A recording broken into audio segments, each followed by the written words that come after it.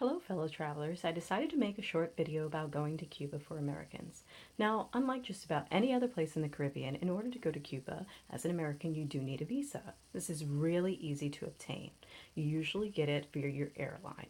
For me, I flew JetBlue, and so after booking my ticket, once I actually got to the airport and got to the gate, I bought it right there when I checked in. Really simple, really easy. Personally, I think that's the way to go.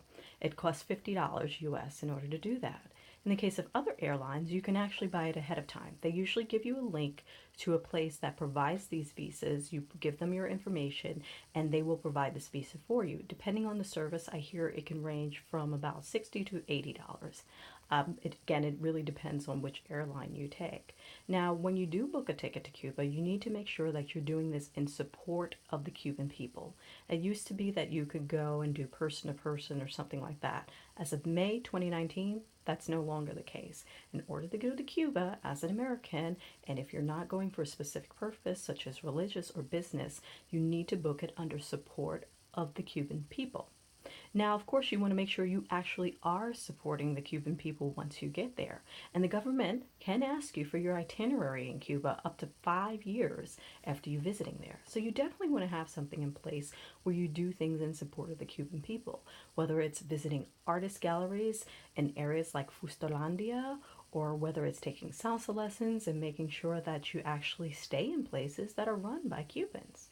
Now, the State Department does have a list of places that you can and cannot actually use while you're in Cuba. For instance, there are certain hotels that as Americans you're not supposed to stay at. There are certain organizations that you are not supposed to go to. However, this list, and compared with all the things there are to do in Cuba and all the places there are to stay, is really pretty small. So just make sure you do something like stay at a casa particular or an Airbnb hosted by an actual Cuban family. Oftentimes, these things will come with breakfast, if not included in the original price, then for a really small amount of money. For instance, at the Airbnb my friends and I stayed at, it was 5 CUC, which is maybe about $6 American, in order to have breakfast in the morning. And it was a full breakfast, and we had a chance to pick and choose and talk about what it was we wanted before we actually ate it and had it delivered to us. Uh, in going and staying in a casa particular, you also have to remember that this isn't necessarily some really glamorous area. I mean, you could have one that is very glamorous. Perhaps you're staying in a villa, but as an example, we stayed in an area called the Malecon. The Airbnb itself was very nice, very clean. The hosts were wonderful. However, the Malecon area is one that I would say could be a little bit rough around the edges depending on where you come from. I personally was born and raised in Brooklyn, New York, so there are a few things that actually shake me up. But the Cuban people are absolutely wonderful, but they're very limited in terms of the resources they have to be able to rebuild things. So you might be walking down a block where some of the sidewalks are just a little bit rough or something like that. However, you could be staying in some place again that's absolutely like a five-star hotel and it's more like a villa instead of a house. However, whatever you do, you want to make sure that you're actually supporting the Cuban people and not necessarily the Cuban government, because you could get in trouble for that. You want to stay in Havana, you want to go to the Vinales, you don't want to wind up in Guantanamo. Okay, so another way you can support the Cuban people is by going to restaurants and that Cuban people own and enjoying the things there, and supporting the Cuban bands that play at these places, and to make sure that the guides you use are actually Cubans. Now, the people who took us around, Ronald and Yoel, absolutely wonderful. We got to ride around in this really awesome 57 Chevys, and for any of you out there that have a total rockabilly heart or who love anything vintage, definitely the way to go. You won't want to ride around Havana in a big tour bus. You can do that anywhere, right? But you want to go there, you want to support the Cuban people, and so you want to go and ride around in a really cool vintage car. And you want to hire a guide that actually is Cuban and knows all about Cuba and can explain it to you from a really personal point of view, not only the history and the culture, but what it's like to be there and to understanding the day to day of how Cuban people live. Another way to support the Cuban people, of course, is eating wonderful Cuban food at Cuban restaurants or at the Casa Particular that you happen to be at. Besides that, being in Cuba and going to Cuba is fairly easy. I unfortunately kind of scared myself and I thought I was just about going to need everything that I would take on a really long camping trip. While there are certain things you do want to bring with you, for instance, if there's a specific shampoo or type of hair cream you like, definitely bring that with you. Medications, definitely bring that with you. Glasses, contact lenses, definitely bring that with you.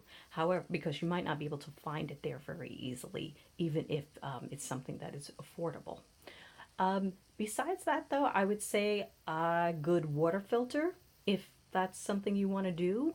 It's really easy to find bottled water there, but in order to save on plastic, I buy a water filter, one of the kinds that like a life straw and it has a bottle attached to it. So this way you can actually probably fill it up with a tap and be able to drink it straight from there. Again, don't make the mistake of bringing too much. There is plenty there, especially as someone that comes there as a visitor to learn about the Cuban people. However, there will be certain things, for instance, like the toilet tissue, that may not be as double ply super soft as you like. Whether you care enough to bring some toilet tissue yourself or not is up to you. Bringing some extra little supplies for any Cuban people you might meet is always a nice thing to do as well. Sometimes, unfortunately for them, they might run out of particular things, but at least in the case of many of the people we talk to, they didn't experience that. However, that's not to say that a lot of other people do not. So, whatever you do, enjoy your trip to Cuba. One more thing, you will need to have travel insurance, health insurance that isn't based in the US, but when you buy your plane ticket, this normally comes with that. So it's not something you have to worry about running around and looking for separately. I would just make sure that when you do book your ticket, you read the fine print to see that it does come with insurance. So this way you aren't caught off guard later on, or you don't double book it or double buy it. You will keep your flight ticket or the actual check-in ticket that they give to you as proof that you do have insurance while you're in Cuba, but again, that's no big deal. The currency in Cuba for most people traveling there is the CUC, and including the 10% fee and exchange rates, you usually wind up getting about 0.87 CUC for every dollar. So hopefully these little tips have helped. If I think of anything else, I'll create another short video. In the meantime, enjoy your trip to Cuba. Yes, you can book it yourself right now. Yes, you should check the State Department site to see where you should and shouldn't go there. But in all, you're going to have a wonderful time, whether you're there for a day or 10 days. Bye.